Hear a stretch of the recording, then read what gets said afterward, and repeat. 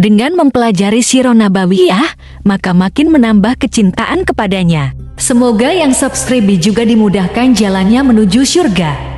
Silahkan tekan tombol like supaya postingan ini semakin tersebar.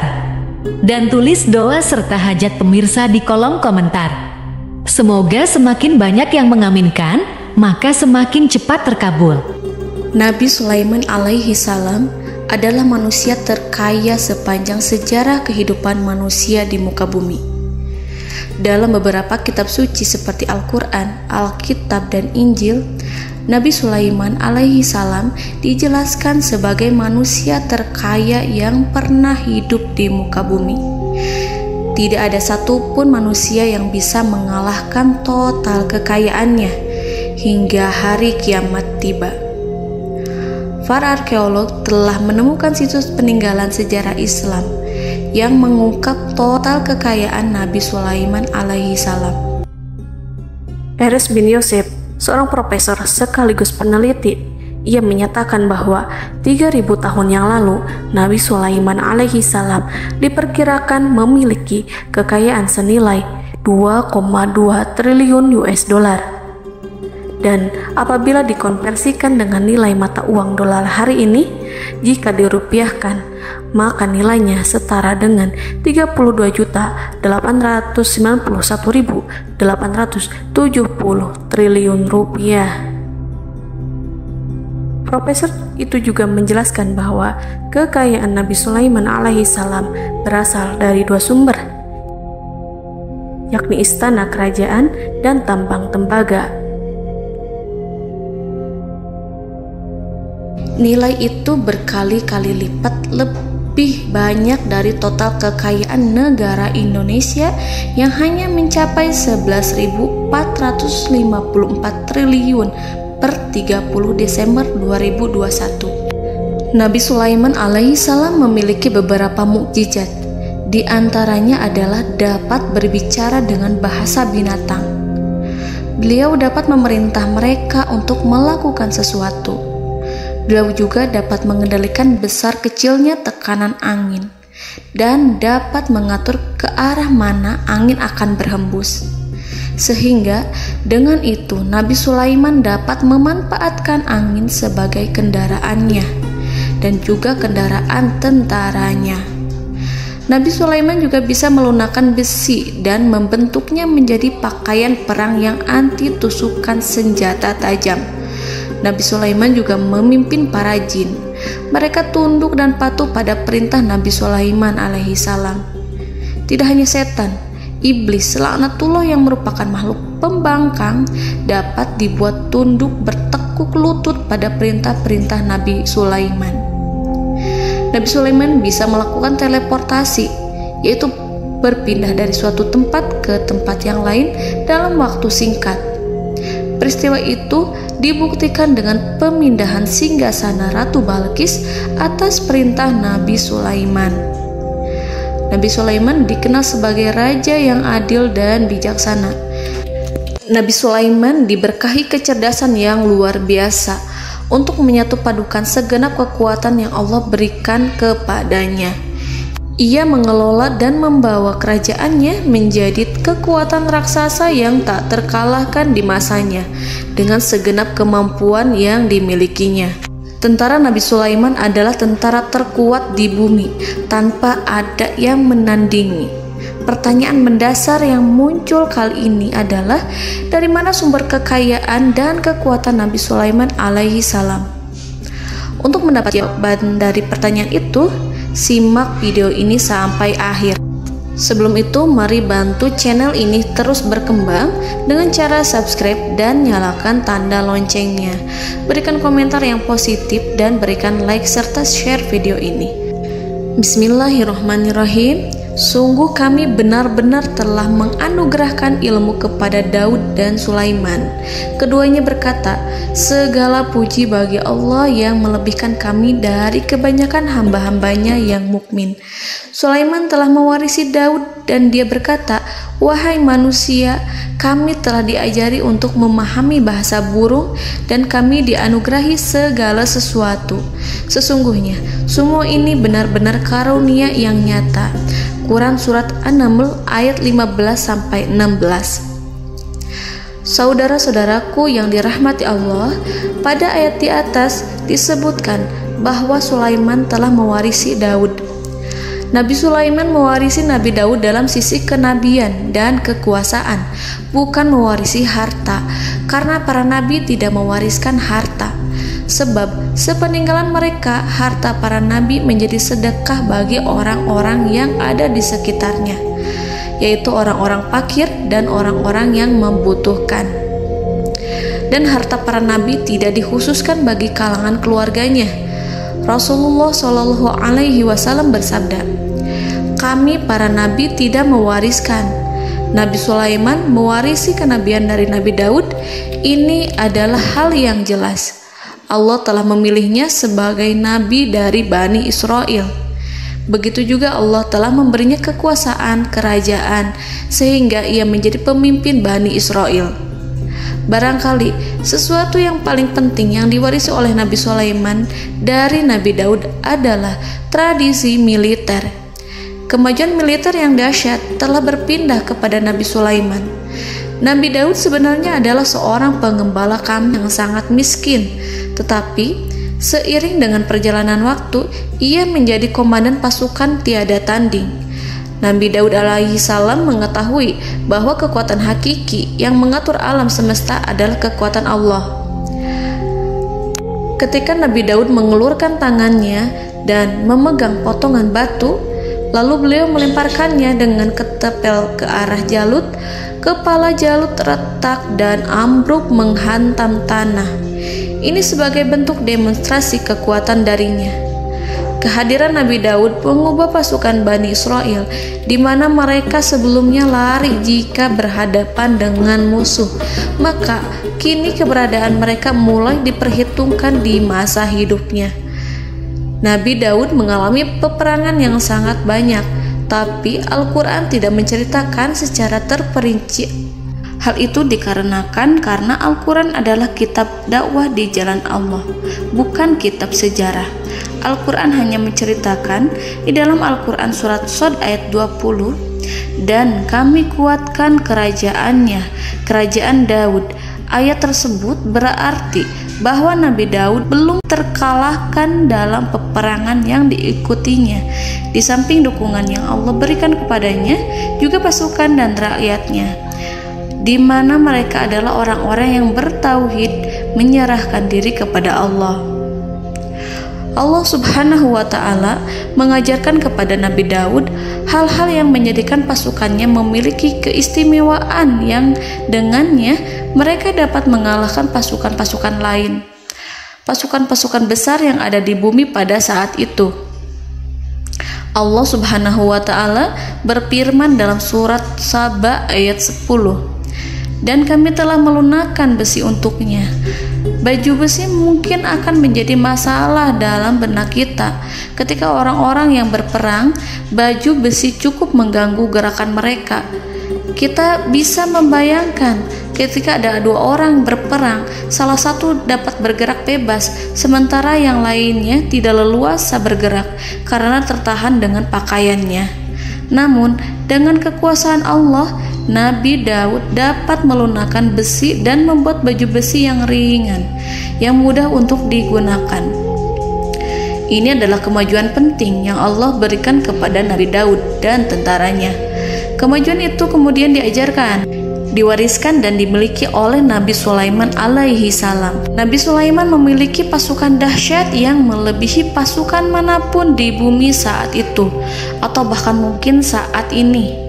Bahkan Allah menambahkan karunia-Nya kepada Nabi Sulaiman yang disebutkan dalam Al-Quran surat An-Naml ayat 16.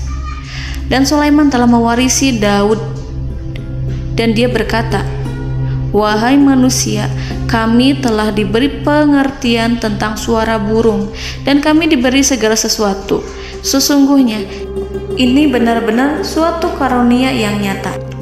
Saudara-saudaraku yang dirahmati Allah, pada suatu hari Nabi Sulaiman alaihi salam menengadahkan tangannya dan berdoa kepada Allah Subhanahu wa ta'ala. Antara hati Nabi dan Allah tidak ada penghalang, tidak ada jarak, tidak ada sekatan waktu, tidak ada satupun dari para nabi yang berdoa kepada Allah kecuali doanya pasti dikabulkan. Doa Nabi Sulaiman alaihi salam direkam dalam Al-Quran surat Shad ayat 35. Nabi Sulaiman berkata, "Ya Tuhanku, ampunilah aku, anugerahkanlah kepadaku kerajaan yang tidak dimiliki oleh seorang pun sesudahku." Nabi Sulaiman menginginkan dari Allah sesuatu kerajaan yang belum pernah diperoleh oleh siapapun setelahnya. Allah Subhanahu wa ta'ala mengabulkan doa Nabi Sulaiman dan memberinya kerajaan tersebut. Nabi Sulaiman mewarisi kekuasaan, kenabian, hikmah ilmu dari Nabi Daud alaihi salam. Orang-orang menyebut Nabi Sulaiman Al-Hakim, Sulaiman yang bijaksana. Kebijaksanaan Nabi Sulaiman tidak terbatas pada keadilannya di tengah-tengah manusia dan juga kasih sayangnya kepada mereka. Namun, kebijaksanaan Nabi Sulaiman juga berlaku di kalangan burung dan binatang lainnya.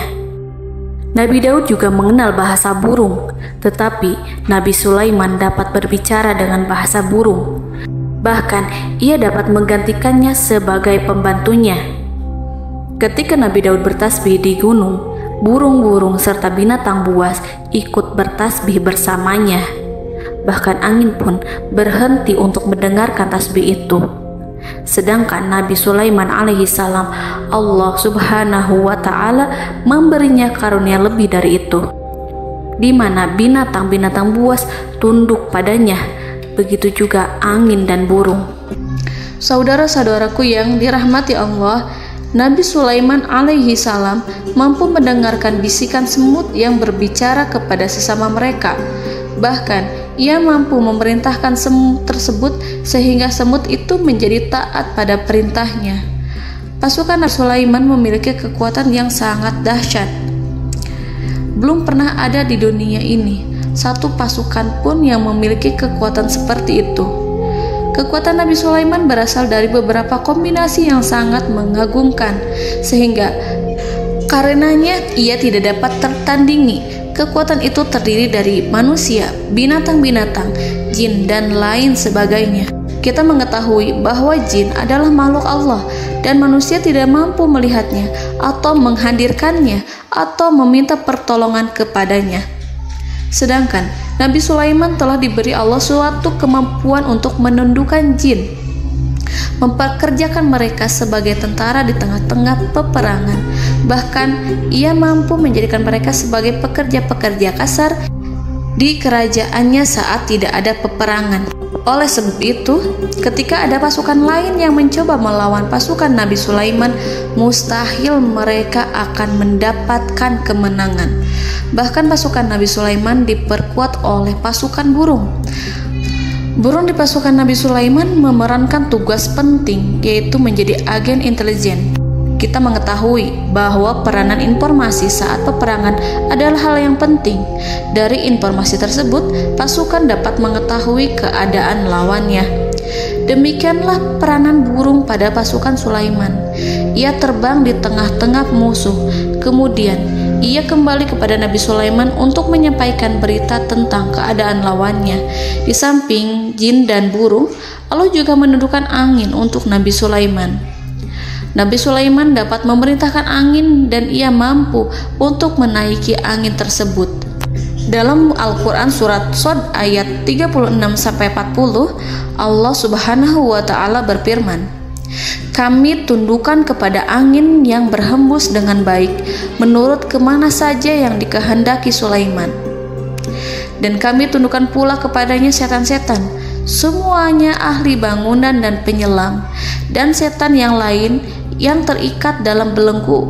Inilah anugerah kami, maka berikanlah kepada orang lain atau tahanlah untuk dirimu tanpa perhitungan, dan sesungguhnya dia mempunyai kedudukan yang dekat pada sisi kami dan tempat kembali yang baik." Saudara-saudaraku yang dirahmati Allah, Allah Subhanahu wa Ta'ala juga memberikan kemampuan yang tak seorang pun dari para nabi mendapatkannya, yaitu kemampuan untuk memerintah setan. Setan adalah salah satu bagian dari jin. Ia adalah kelompok yang celaka dari bangsa jin. Kelompok ini sebenarnya tidak mampu dikuasai oleh manusia. Bahkan jin yang soleh tidak dapat mengatur setan. Adapun Nabi Sulaiman, Allah telah memberinya kekuasaan untuk menundukkan setan dan mempekerjakannya, bahkan mengikatnya dengan rantai serta menghukumnya jika ia menentang pada perintahnya.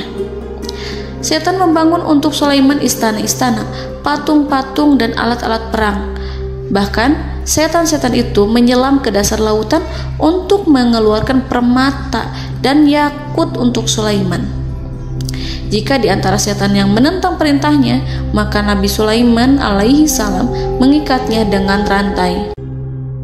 Ini semua menunjukkan kekayaan Nabi Sulaiman dan kekuasaannya, di mana ia mampu mengatur banyak makhluk di bumi ini.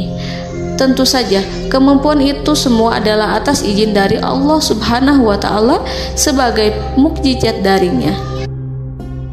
Allah Subhanahu wa Ta'ala berfirman dalam Al-Quran surat Saba ayat 12, dan sebagian dari jin adalah yang bekerja di hadapannya di bawah kekuasaannya dengan izin Tuhannya, dan siapa yang menyimpang di antara mereka dari perintah kami, maka kami rasakan kepadanya azab neraka yang apinya menyala-nyala.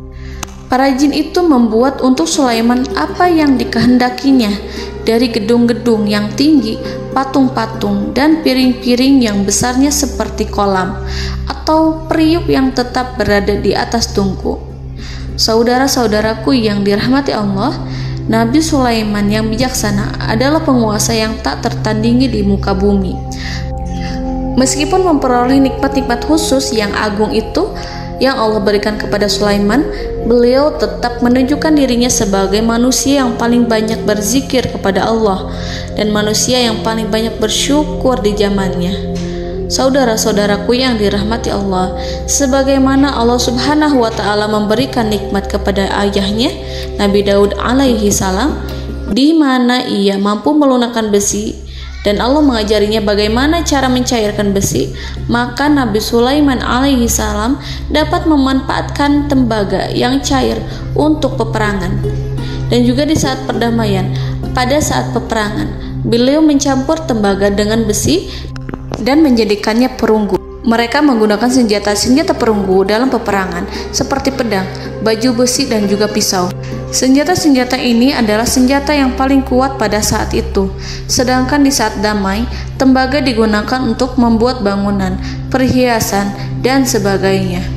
Meskipun Nabi Sulaiman mendapatkan nikmat yang besar dan karunia yang khusus, Allah Subhanahu wa Ta'ala mengujinya dengan suatu ujian yang dahsyat. Ujian yang akan selalu datang kepada seorang hamba yang soleh. Ketika hamba itu mendapatkan kedudukan besar, maka ujiannya pun menjadi besar. Allah Subhanahu wa Ta'ala menguji Nabi Sulaiman dengan penyakit. Diceritakan oleh Fahru Roji, Nabi Sulaiman diuji dengan suatu penyakit yang keras, di mana kedokteran saat itu tidak dapat dan tidak mampu mengatasinya. Sakitnya Nabi Sulaiman sangat keras sehingga para dokter dari kalangan manusia ataupun jin tidak mampu menghilangkan penyakit itu. Lalu burung-burung menghadirkan rumput-rumput yang dianggapnya sebagai obat, tetapi Nabi Sulaiman tak kunjung sembuh. Semakin hari penyakit Nabi Sulaiman semakin menjadi-jadi, sehingga ketika Nabi Sulaiman duduk di atas kursi, ia duduk bagaikan tubuh tanpa roh. Seakan-akan ia mati karena saking keras penyakit yang dideritanya. Sakit yang diderita oleh Nabi Sulaiman alaihi salam berlangsung sangat lama. Namun Nabi Sulaiman tidak henti-hentinya berzikir kepada Allah dan meminta kesembuhan kepadanya, serta selalu beristighfar dan mengungkapkan rasa cinta kepadanya. Selesailah ujian Allah terhadap hambanya Nabi Sulaiman. Beliau pun sembuh Nabi Sulaiman merasakan kembali kesehatannya setelah ia mengetahui segala kejayaan dan segala kekuasaan serta segala kebesarannya tidak lagi mampu menghilangkan penyakit yang dideritanya kecuali jika Allah menghendaki.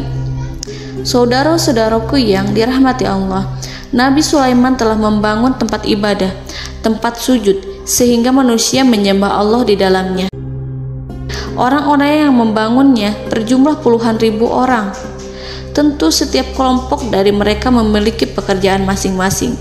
Di antara mereka ada yang mencairkan tembaga, di antara mereka ada yang tukang pahat, ada yang tukang ukir, ada yang membelah batu, ada yang memotong kayu, ada yang mendatangkan rumput-rumput dari Libanon, ada yang mendatangkan emas dan menjadikannya lempengan-lempengan yang mengkilat untuk menutupi kayu serta untuk melapisi dinding-dinding.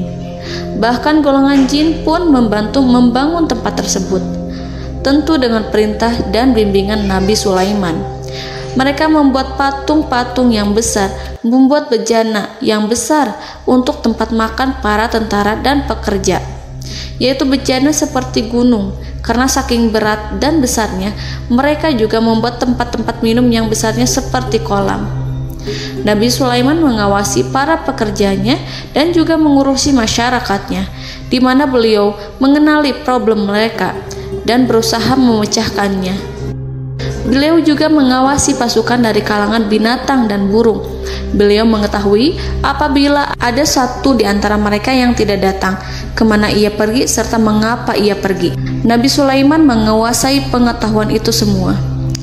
Nabi Sulaiman bukan hanya mengetahui problem tentara-tentaranya dari kalangan manusia ataupun tentaranya dari kalangan burung, namun ia juga menunjukkan kasih sayang terhadap semut, di mana beliau mendengar bisikannya dan tidak suka untuk menginjaknya. Nabi Sulaiman selalu menundukkan kepalanya ke bumi sebagai bentuk rasa rendah diri dan syukur kepada Allah. Pada suatu hari, Nabi Sulaiman alaihi salam berjalan di depan tentaranya dan tiba-tiba ia mendengar suara semut yang berkata kepada temannya dari kalangan semut. Hal itu terekam dalam Al-Quran surat An-Naml ayat 18-19. Wahai semut-semut, masuklah ke dalam sarang-sarangmu agar kamu tidak terinjak oleh Sulaiman dan tentaranya, sedangkan mereka tidak menyadarinya. Nabi Sulaiman alaihi salam tersenyum mendengar itu dan ia berdoa, "Ya Allah, ya Tuhanku, berilah aku ilham untuk tetap mensyukuri nikmat-Mu yang telah Engkau anugerahkan kepadaku dan kepada kedua orang ibu bapakku, dan untuk mengerjakan amal soleh yang Kau ridhoi, dan masukkanlah aku ke dalam rahmat-Mu, ke dalam golongan hamba-hamba-Mu yang soleh." Saudara-saudaraku yang dirahmati Allah, meskipun Nabi Sulaiman mendapatkan kekuasaan dan memiliki tentara yang besar, namun beliau menunjukkan kasih sayang terhadap bangsa semut. Beliau mendengarkan bisikannya dan melihat semut yang ada di depannya. Oleh karena itu, tak mungkin baginya untuk menginjak golongan semut itu. Nabi Sulaiman bersyukur kepada Allah telah memberinya nikmat, yaitu nikmat rahmat dan kasih sayang. Di samping itu, Nabi Sulaiman alaihi salam adalah orang paling kaya di dunia. Istananya terbuat dari kayu gaharu yang memiliki wangi harum. Istananya terbuat dari emas yang terkadang dari kristal. Beliau juga memiliki kursi besar yang terbuat dari emas dan permata.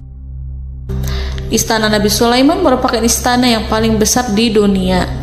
Nabi Sulaiman menggunakan pakaian dari emas dan permata. Meskipun demikian, Nabi Sulaiman tetap menunjukkan sebagai hamba yang berserah diri dan rendah diri di hadapan Allah Subhanahu wa Ta'ala. Nabi Sulaiman yang merendahkan diri di hadapan Allah, ia selalu sujud kepada Allah, sebagaimana ayahnya yang selalu bertasbih pada Allah. Nabi Sulaiman selalu melantunkan lagu-lagu cinta ilahi dan hanya memuji Allah Subhanahu wa Ta'ala.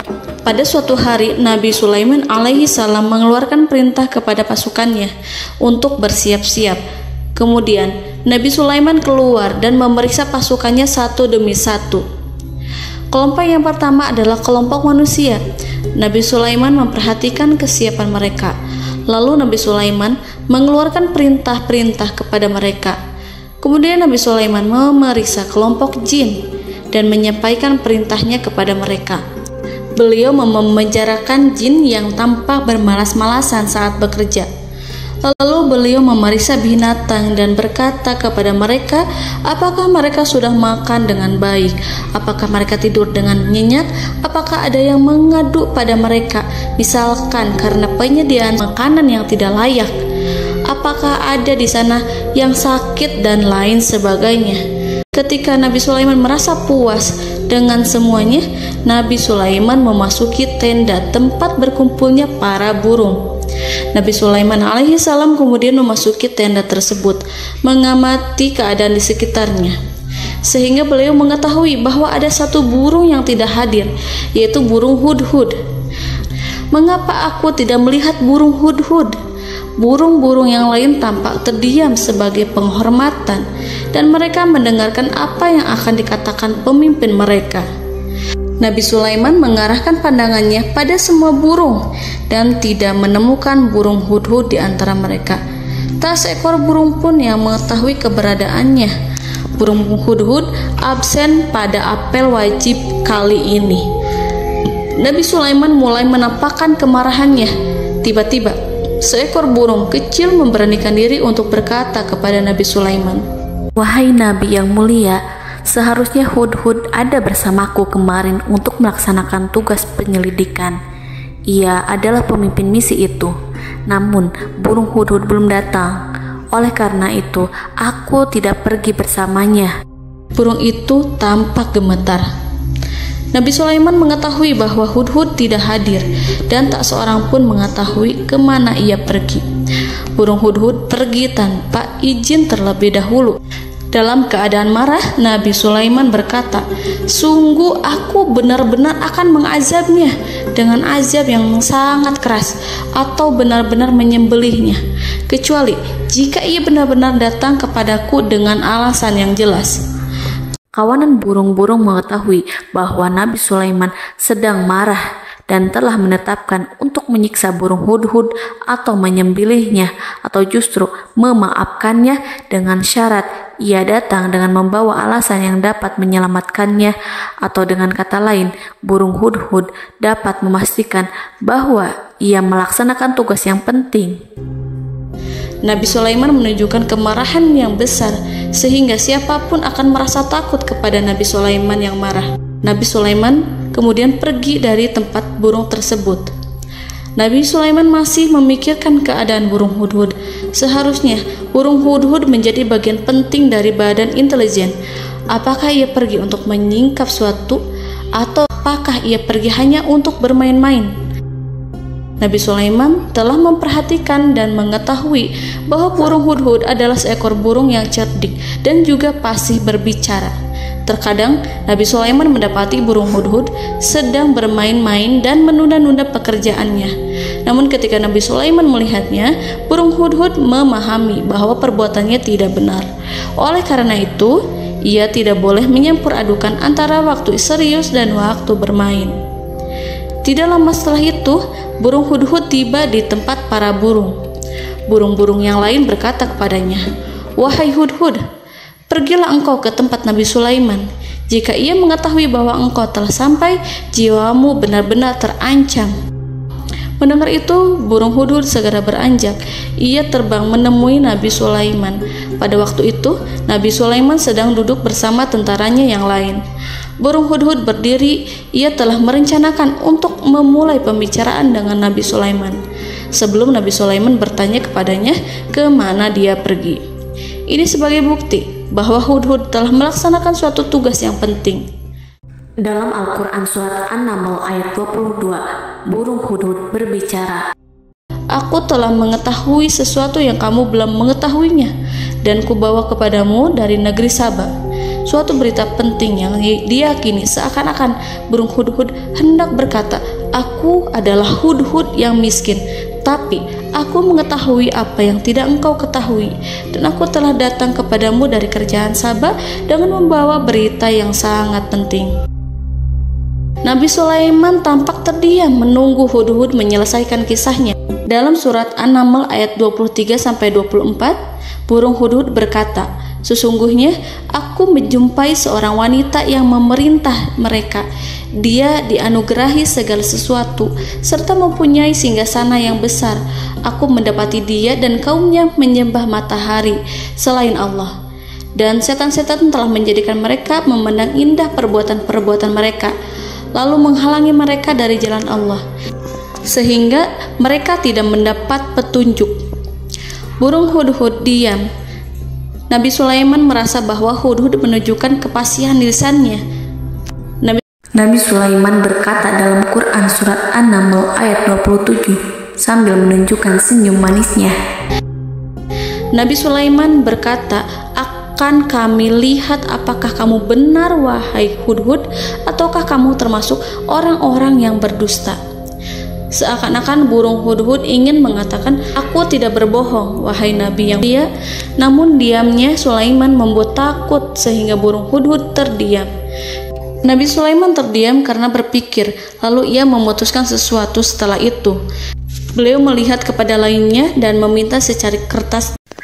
Nabi Sulaiman menulis surat singkat dan menyerahkannya kepada hudhud serta memerintahkan kepadanya seperti yang dikatakan dalam Quran surat An-Naml ayat 28. "Pergilah dengan membawa suratku ini, lalu jatuhkanlah kepada mereka, kemudian berpalinglah dari mereka, lalu perhatikanlah apa yang mereka bicarakan."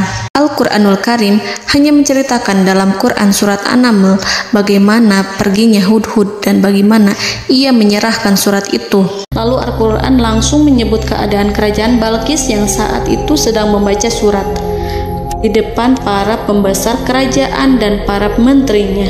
Dalam Al-Quran surat An-Naml ayat 29-31 berkatalah Balqis, "Wahai pembesar-pembesar, sesungguhnya telah dijatuhkan kepadaku sebuah surat yang mulia. Sesungguhnya surat ini dari Sulaiman, dan sesungguhnya isinya dengan menyebut nama Allah yang Maha Pengasih lagi Maha Penyayang, bahwa janganlah kalian berlaku sombong terhadapku, dan datanglah kepadaku sebagai orang yang berserah diri." Saudara-saudaraku yang dirahmati Allah, dalam surat tersebut Nabi Sulaiman menyebutkan supaya mereka menyerahkan diri dan tunduk kepada perintah Nabi Sulaiman.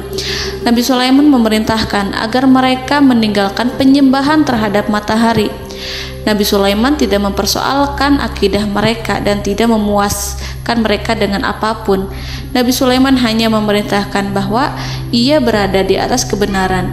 Bukankah ia didukung kekuatan yang berlandaskan keyakinan yang dimilikinya? Nabi Sulaiman hanya memerintahkan mereka agar tunduk dan patuh kepadanya.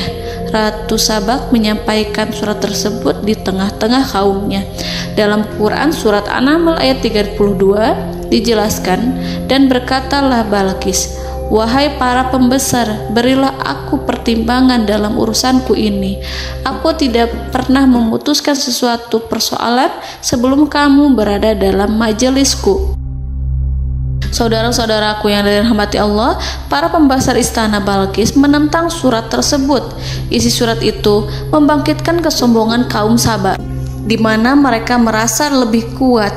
Mereka mengetahui bahwa di sana ada seorang yang mencoba menentang mereka dan mengisyaratkan peperangan kepada mereka. Lalu ia meminta kepada mereka untuk memenuhi syarat-syaratnya sebelum terjadinya peperangan dan kekalahan. Dalam surat An-Naml ayat 33, mereka menjawab, "Kita adalah orang-orang yang memiliki kekuatan dan juga memiliki keberanian yang sangat besar dalam peperangan. Dan keputusan berada di tanganmu, wahai rajaku. Maka pertimbangkanlah apa yang akan kamu perintahkan." Saudara-saudaraku yang dirahmati Allah, para pembesar kaum Sabak seakan ingin berkata, "Kita siap untuk melaksanakan perang." Tampaknya ratu itu memiliki kebijakan yang lebih baik dari pembesar kaumnya. Surat Sulaiman itu membuatnya berpikir lebih jernih dan lebih berhati-hati. Ia berusaha sebisa mungkin menghindari peperangan. Ratu itu berpikir dalam tempo yang lama. Nama Sulaiman tidak diketahuinya dan ia pun belum pernah mendengarnya. Oleh karena itu, Ratu kaum Sabak tidak mampu mengetahui dan mendeteksi seberapa besar kekuatan Nabi Sulaiman. boleh jadi Nabi Sulaiman memiliki kekuatan yang dahsyat sehingga ia mampu memerangi kekuasaannya dan mengalahkannya. Kemudian ratu memperhatikan apa yang ada di sekelilingnya. Ia melihat kemajuan masyarakatnya dan juga kekayaannya. Barangkali ia mengira bahwa Nabi Sulaiman iri terhadap kemajuan dan kekayaannya itu, sehingga Nabi Sulaiman ingin menyerangnya. Setelah mempertimbangkan isi surat Nabi Sulaiman dengan cermat, Ratu Saba memilih untuk tidak bersikap ceroboh dan bodoh. Ratu lebih suka untuk menggunakan bahasa kelembutan. Ia mengirim kepada Nabi Sulaiman suatu hadiah yang besar. Ratu mengira bahwa Nabi Sulaiman seorang yang ambisius, yang boleh jadi ia telah mendengar tentang kekayaan kerajaan Saba. Para utusan pergi dengan membawa hadiah dari Ratu Saba. Ratu berharap agar mereka dapat memasuki kerajaan Nabi Sulaiman dan akan mengetahui kondisi kerajaannya. Saat mereka pulang, Ratu ingin mendengar secara langsung dari mereka tentang bagaimana keadaan kaum Nabi Sulaiman dan pasukannya. Setelah mendapatkan informasi yang cukup, maka Ratu Balqis dapat membuat sesuatu keputusan yang tepat. Ratu menyembunyikan apa yang terlintas dalam pikirannya, lalu ia berbicara kepada pembesar istananya bahwa ia dapat menyingkap niat jahat Raja Sulaiman melalui cara mengirimkan hadiah kepadanya. Ratu lebih memilih cara tersebut dan menunggu reaksi dari Nabi Sulaiman. Ratu berhasil memuaskan para pembesar istana, dan untuk sementara ia menghilangkan ide untuk berperang. Karena para raja jika menyerang suatu desa, maka pemimpin desa tersebut adalah orang yang paling banyak mendapatkan kehinaan. Akhirnya, para pembesar kaumnya merasa puas dengan pikiran Ratu Balqis. Saudara-saudaraku yang dirahmati Allah, dalam surat An-Naml ayat 34-35 dijelaskan, Ratu Balqis berkata, "Sesungguhnya raja-raja apabila memasuki suatu negeri, niscaya mereka akan membinasakannya dan menjadikan penduduknya yang mulia menjadi hina. Dan demikian pula lah yang akan mereka perbuat. Dan sesungguhnya aku akan mengirim utusan kepada mereka dengan membawa hadiah, dan aku akan menunggu apa yang akan dibawa kembali oleh utusan itu." Kemudian sampailah hadiah dari Ratu Balqis kepada Nabi Sulaiman. Para intelijen Nabi Sulaiman memberitahunya bahwa utusan Balqis datang dengan membawa hadiah. Nabi Sulaiman langsung mengetahui bahwa Ratu Balqis itu sengaja mengirim orang-orangnya untuk mengetahui atau untuk mendapatkan informasi tentang kekuatannya. Lalu setelah itu ia akan mengambil keputusan atau mengambil sikap kepada kerajaan Sulaiman. Nabi Sulaiman segera memanggil semua pasukannya untuk berkumpul. Utusan Balqis segera memasuki istana Nabi yang dipenuhi dengan pasukan yang besar bersenjata. Melihat itu, utusan Ratu Balqis tercengang dan terkejut ketika mereka melihat kekayaan yang mereka bawa tidak ada apa-apanya dibandingkan dengan kerajaan Nabi Sulaiman. Hadiah mereka tampak tidak berarti. Emas yang mereka bawa tampak tidak memiliki makna saat mereka memasuki istana Nabi Sulaiman yang terbuat dari kayu-kayu pohon gaharu yang mengeluarkan bau yang harum serta dihiasi dengan emas permata. Para utusan Ratu Balqis berdiri bersama Nabi Sulaiman dan menyaksikan bagaimana Nabi Sulaiman mengendalikan pasukannya. Kemudian mereka mulai berpikir tentang kekuatan dan kualitas pasukan Nabi Sulaiman. Betapa kagetnya mereka ketika melihat di tengah-tengah pasukan itu terdapat singa, burung, dan tentara dari kalangan manusia yang mampu terbang. Mereka pun sadar bahwa mereka di hadapan pasukan yang tiada tandingannya. Selesailah demonstrasi pasukan Nabi Sulaiman. Kemudian para utusan ratu dipersilahkan maju ke tempat hidangan makanan. Para utusan itu sangat terkejut ketika melihat berbagai macam makanan dari penjuru dunia ada di depannya.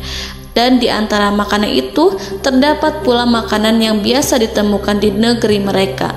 Tetapi mereka melihat bahwa makanan itu memiliki rasa yang lebih istimewa.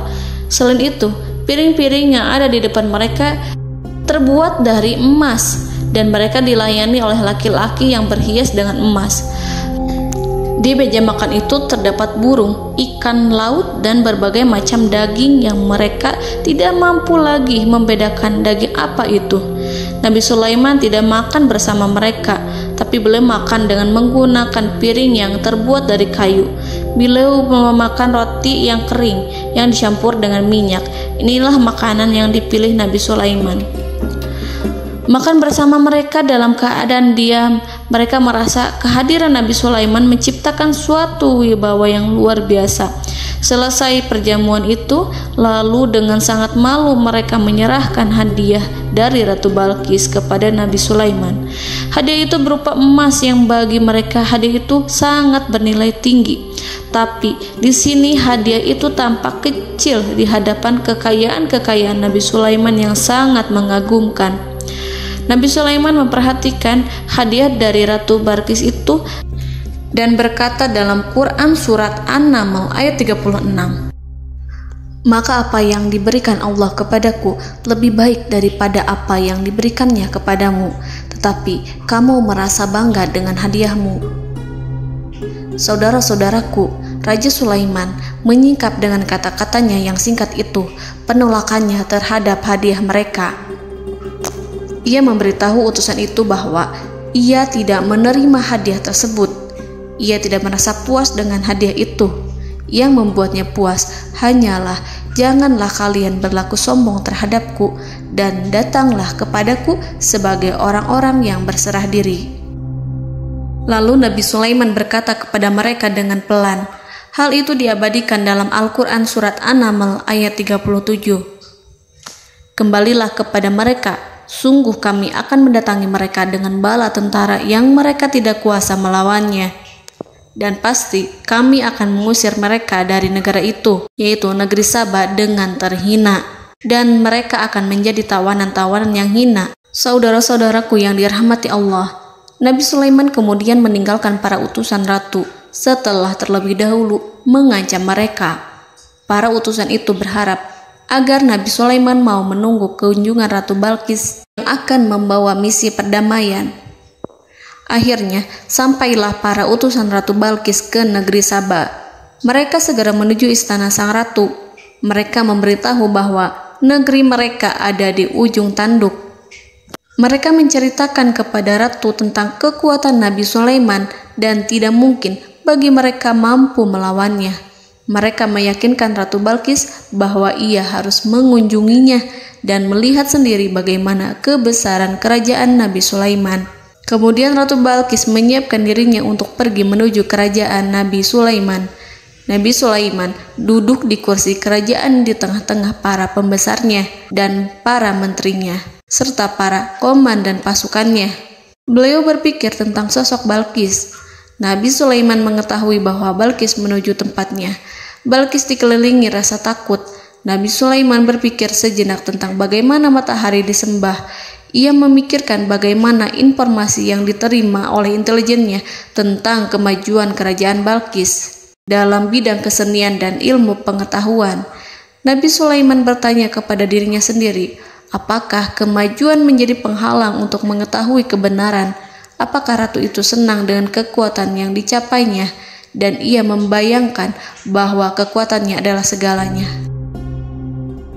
Dengan kemajuan yang dimilikinya, Nabi Sulaiman ingin membuat kejutan agar ratu mengetahui bahwa Islam yang diyakini oleh Nabi Sulaiman adalah satu-satunya yang mampu mendatangkan kemajuan dan kekuatan yang hakiki, sehingga ia dapat membandingkan antara keyakinannya dalam menyembah matahari beserta kemajuan yang dicapainya dengan keyakinan Nabi Sulaiman beserta kemajuan yang diraihnya. Saudara-saudaraku yang dirahmati Allah, para mata-mata Nabi Sulaiman telah memberitahunya bahwa hal yang sangat disegani dan dikagumi oleh kaum Balqis adalah kerajaan Saba, yaitu singgasana Ratu Balqis. Singgasana itu terbuat dari emas dan batu delima. Singgasana tersebut dijaga oleh penjaga yang sangat disiplin, di mana mereka tidak pernah lalai sedikit pun.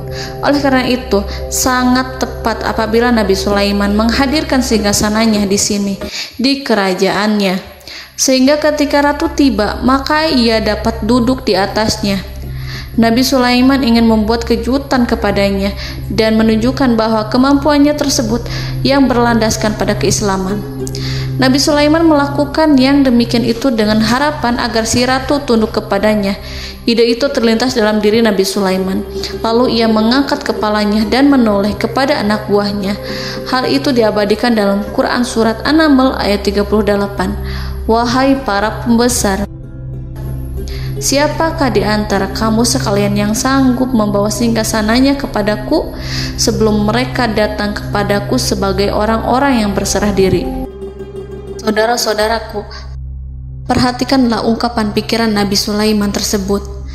Semua pemikirannya berkisar tentang keislaman para penyembah matahari, tentang bagaimana beliau dapat memberikan petunjuk kepada mereka di jalan Allah. Yang pertama menjawab pertanyaan Nabi Sulaiman adalah jin Ifrit. Dalam Quran Surat An-Naml ayat 39, berkatalah Ifrit yang cerdik dari golongan jin, "Aku akan datang kepadamu dengan membawa singgasana itu sebelum kamu berdiri dari tempat dudukmu. Sesungguhnya aku benar-benar kuat untuk membawanya, lagi dapat dipercaya." Nabi Sulaiman berdiri dari tempat duduknya. Setelah 1 jam atau 2 jam, jin itu berjanji kepadanya untuk menghadirkan singgasana Balkis. Sebelum itu, istana Nabi Sulaiman di Palestina, sedangkan istana Balkis terletak di Yaman.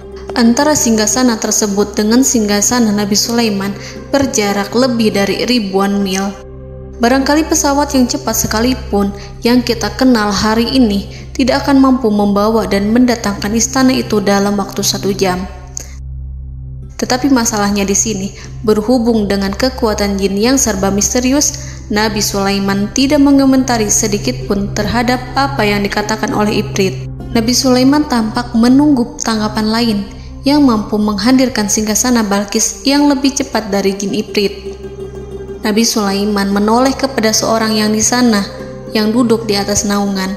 Hal itu diceritakan dalam Al-Quran Surat An-Naml ayat 40. Berkatalah seseorang yang mempunyai ilmu dari Alkitab, "Aku akan membawa singgasana itu kepadamu sebelum matamu berkedip." Maka tatkala Sulaiman melihat singgasana itu terletak di hadapannya, ia pun berkata, "Ini termasuk karunia Tuhanku untuk menguji aku. Apakah aku akan bersyukur atau mengingkari nikmatnya?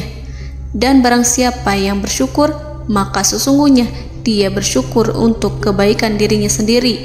Dan barang siapa yang ingkar, maka sesungguhnya Tuhanku maha kaya lagi maha mulia." Saudara-saudaraku, belum lama seseorang yang mempunyai ilmu dari Alkitab menyatakan kalimatnya, sehingga singgasana itu tiba-tiba ada di depan Nabi Sulaiman, yang mampu menghadirkan singgasana itu lebih cepat dari kedipan mata.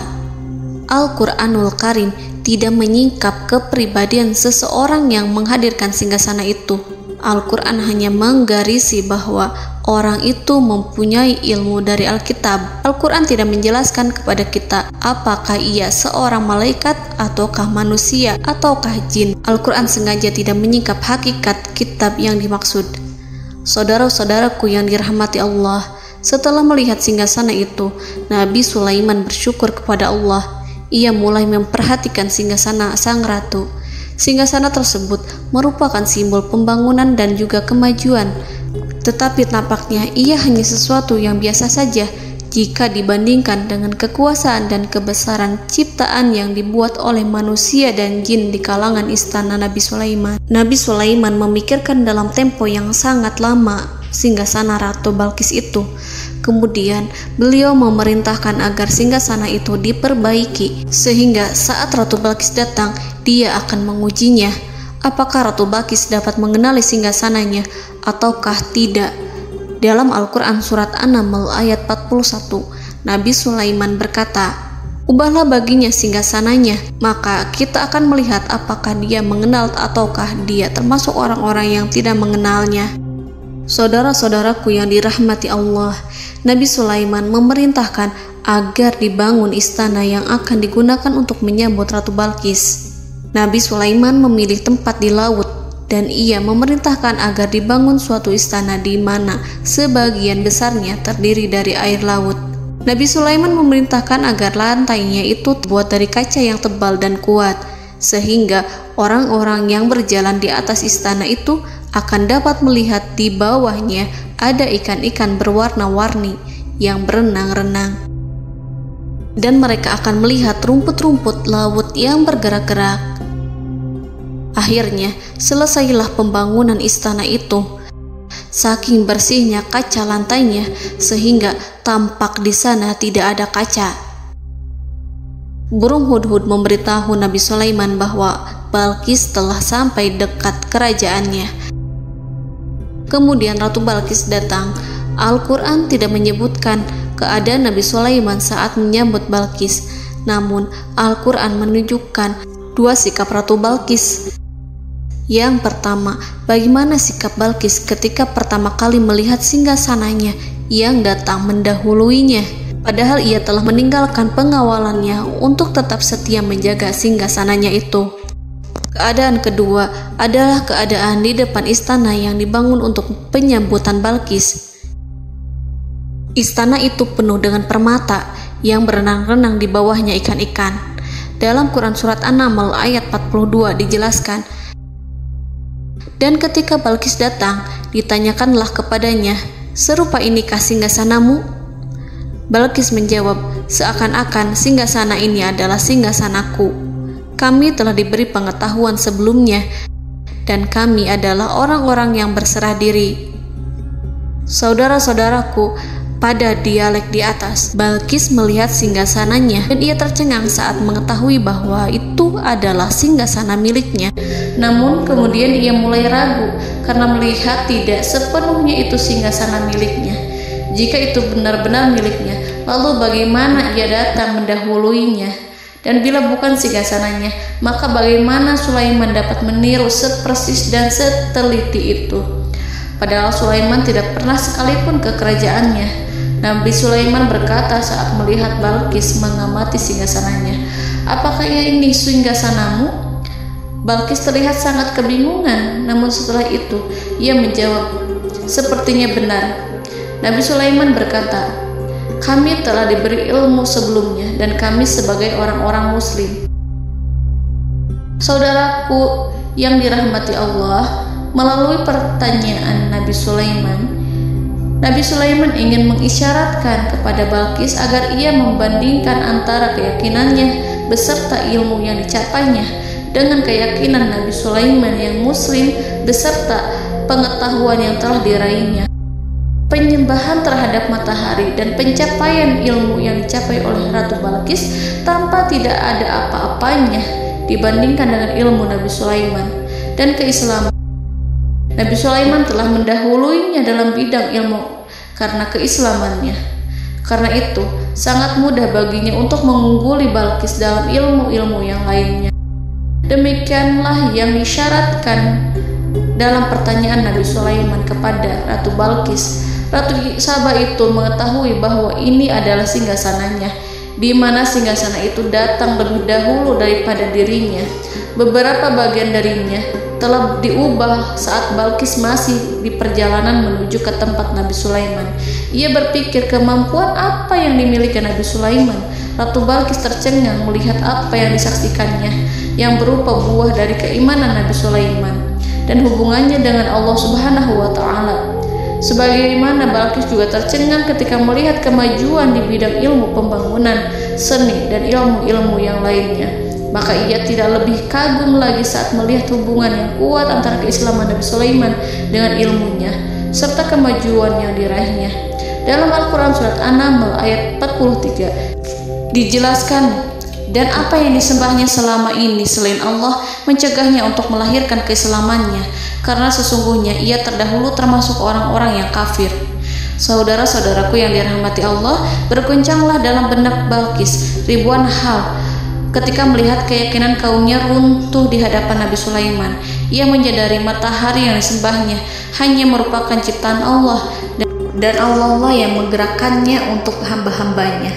Lalu terbitlah matahari kebenaran dalam dirinya. Hatinya diterangi oleh cahaya baru yang tidak akan tenggelam seperti tenggelamnya matahari. Masa keislamannya hanya menunggu waktu. Ratu Balqis memilih waktu yang tepat untuk mengumumkan keislamannya. Allah Subhanahu wa Ta'ala berfirman dalam Quran Surat An-Naml ayat 44. Dikatakan kepadanya, masuklah ke dalam istana. Maka tatkala ia melihat lantai istana itu, dikiranya kolam air yang besar dan disingkapnya 2 betisnya. Berkatalah Sulaiman, sesungguhnya ia adalah istana licin yang terbuat dari kaca. Berkatalah Balqis, wahai Tuhanku, sesungguhnya aku telah berbuat zalim terhadap diriku dan aku berserah diri bersama Sulaiman kepada Allah Tuhan semesta alam.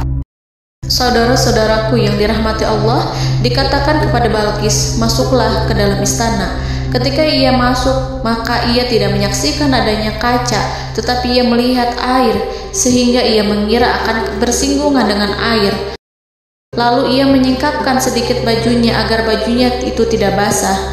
Nabi Sulaiman mengingatkannya tanpa melihatnya agar ia tidak khawatir terhadap pakaiannya, karena pakaiannya tidak akan basah sebab di sana tidak ada air.